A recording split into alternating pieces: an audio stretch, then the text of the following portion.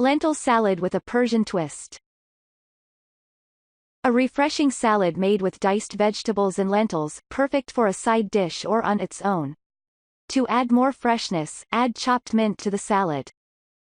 Ingredients: 1 15-ounce can lentils, drained and rinsed. 1 red onion, diced. 2 tomatoes, diced. 2 small cucumbers, diced. 1/4 cup olive oil. 2 tablespoons apple cider vinegar. 2 tablespoons fresh lime juice. Salt and ground black pepper to taste. Add all ingredients to list. Directions: combine lentils, onion, tomatoes, and cucumbers together in a bowl.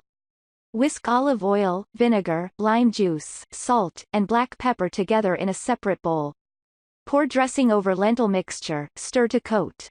Chill in refrigerator for 15 to 20 minutes.